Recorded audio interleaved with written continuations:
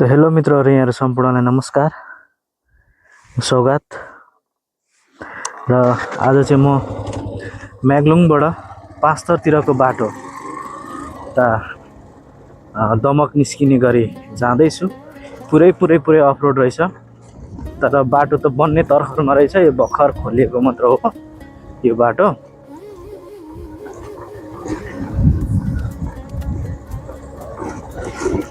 अलिक बेसी हावा छ, बाइकमा उफ्रिरहेछ हैन। म तम्मर करिडोर पुग्न आँटे।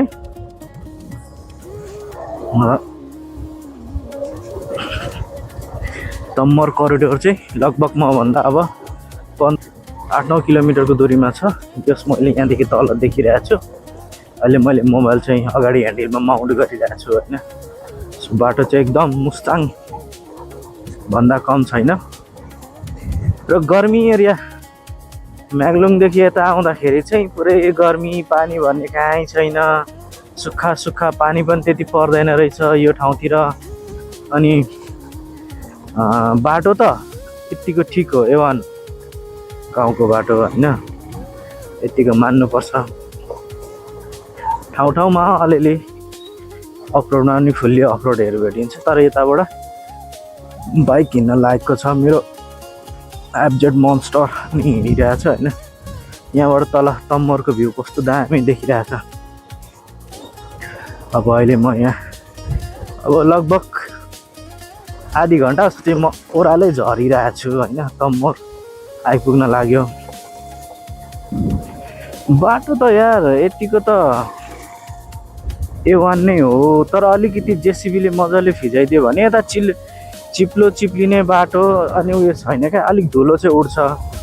तर जो 30 सम्म चाहिँ कुद्छ क्या यो बाटोमा। अब यो बाटो त झन् अरू अफरोडवाला बाइकलाई त झन् साह्रो बबाले हो हैन।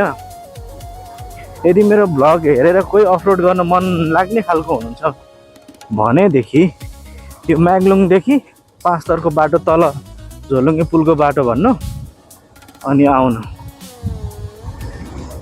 बब्बाल हुन्छ। तर 1 घन्टा चाहिँ लाग्दो रहेछ ओह्रालो झर्नलाई, यो तम्मर करिडोर पुग्नलाई। तल करिडोर भनेको चाहिँ अब त्यो खोला किनार भनौँ न हैन।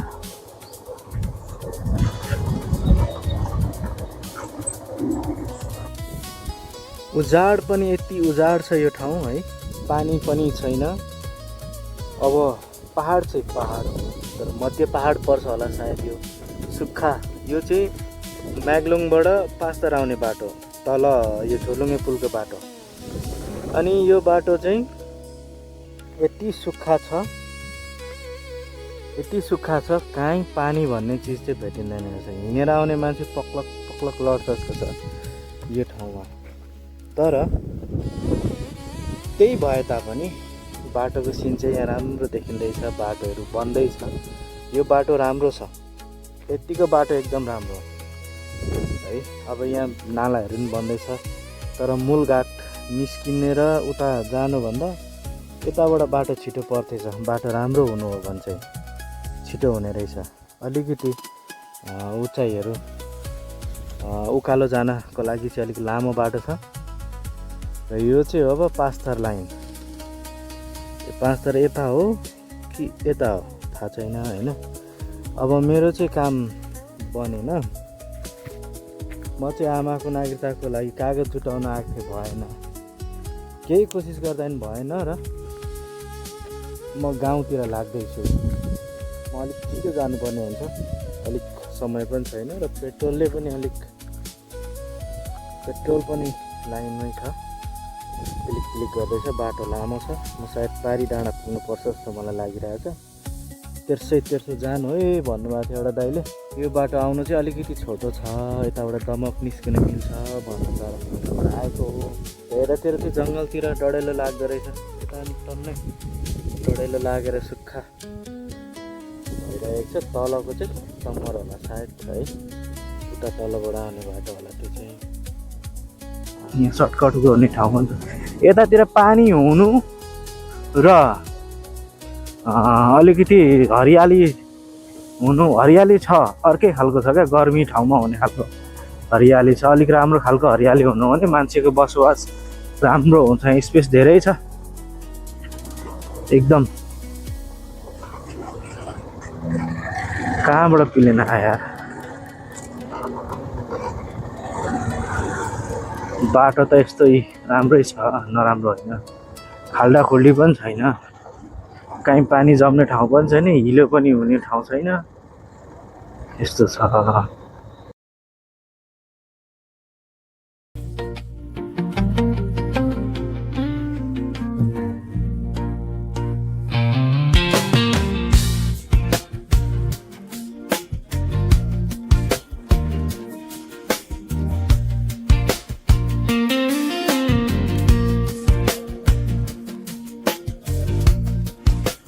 पनि यस्तो अब बाटो सुनसान केही छैन ल साथीहरू बाटो त यस्तै नै छ होइन भ्युवरहरूलाई म अब एकैचोटि तम्मरतिरको भ्यू भन्दा नि यहाँको भ्यू हेर्नु पहिले तल हेर धानबारी आम्म झोर्लुङ्गे पुल तल कुन झोर्लुङ्गे पुलबाट तर्नु पर्ने हो यहाँ चाहिँ भिड अलिक खत्रै भिड छ क्या फेरि उताको बाटो त मेन रोडै भइहाल्यो काठमाडौँ नै पनि जान्छ उताको बाटो अब यताको चाहिँ यस्तो अब ढुङ्गाहरू राम्रो मोस्टर जस्तो लाग्छ चल्दिन्छ चल्नु चाहिँ तर अगाडिको हावा हल्का कम गऱ्यो भने चाहिँ राम्रो कुद्दिन्छ है बाइक उफ्रिँदैन मजा आउँछ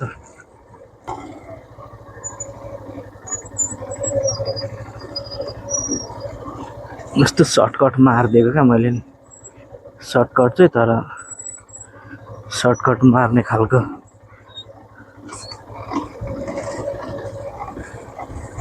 अलिक बाटेर जान्छ अलिकति कति 10 सेकेन्ड सर्टकट हान्दे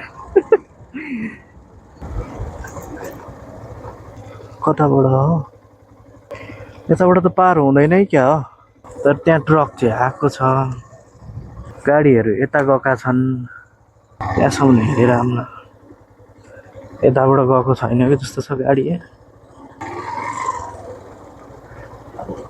बाइकको डोप चाहिँ छ होइन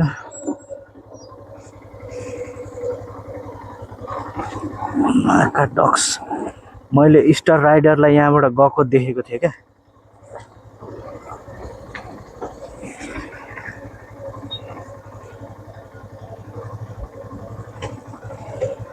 गएको त देखेको थिएँ यो तम्मर खोला जय भद्रकाली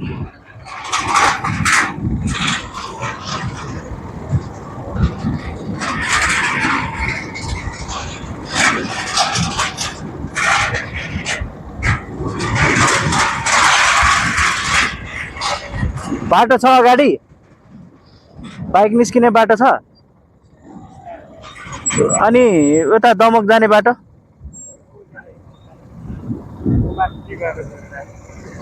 ए ल यो चाहिँ तम्मर करिडोर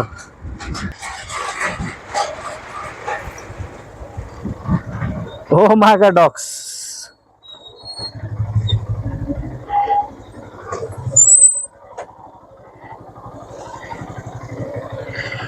ए जामलाने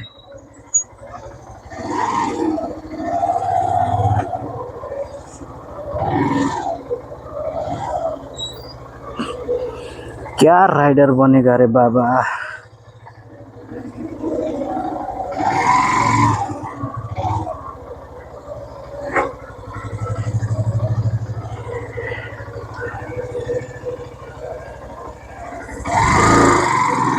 कस्तो अप्ठ्यारो रहेछ यार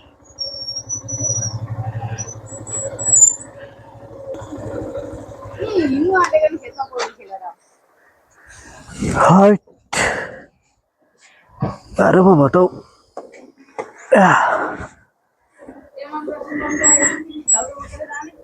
ओर्लेरै कटाउनु पर्ने भयो नि यार।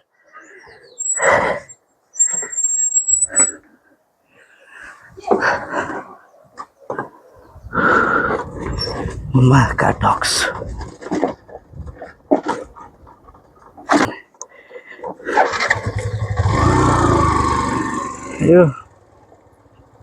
यो पुल कहिले बन्छ यार?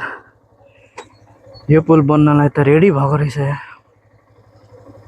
यति पुल बन्दियो भने त यताबाट छिटो पुगिन्थ्यो रहेछ। यहाँबाट अलिकति खोलाको बाटो, त्यसपछि चाहिँ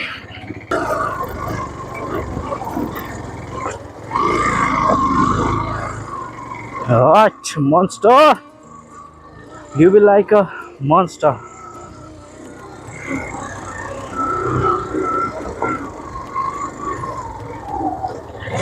अघि ओह्रालो झऱ्यो, अब उकालो देखाउनु पर्ने छ यसले पारा। पेट्रोल पनि छैन हालेको। यताबाट चाहिँ सिधै म्याङलुङ पनि पुगिने रहेछ क्या छिट्टो। तर यो बाटो सजिलो हुन्थ्यो, यो बाटो बन्यो भने चाहिँ अलिकति उच्चा बेसी छ होइन। यतातिर यस्तो बाटो छ है, स्किममा ठ्यास्ने। जस्तो आयो त्यस्तै हजुरहरूलाई प्रस्तुत गरिहाले।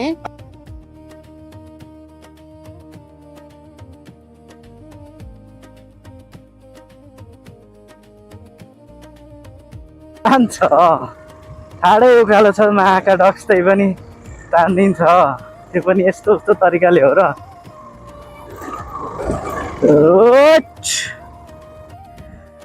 त साथीहरू म तमर करिडोर तलबाट तमरको त्यो झोलुङ्गे पुलबाट माथि आइसकेँ।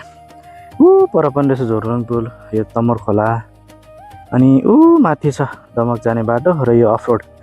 र त्यो बाटो चाहिँ म अघि म्याङलुङबाट आएको यस्तो घुमाउरो बाटो हो। म्याङलुङ चाहिँ उता माथि यो देखेको जति पनि डाँडा छ कटेर उतापट्टिको डाँडा, त्यो डाँडाबाट अफरोडै मात्र छ है। तल तमर पुल निस्केर अब म यो बाटो निस्किँदैछु र यो चाहिँ अब 5 थरतिर म निस्किएँ होला भन्ने मेरो आशंका छ, किनभने यो 5 थर यता पर्छ होला होइन। अनि अलिक सुक्खा एरिया छ यतातिर चाहिँ, र मेरो मन्स्टरले पनि दामी नै तानिरहेको छ।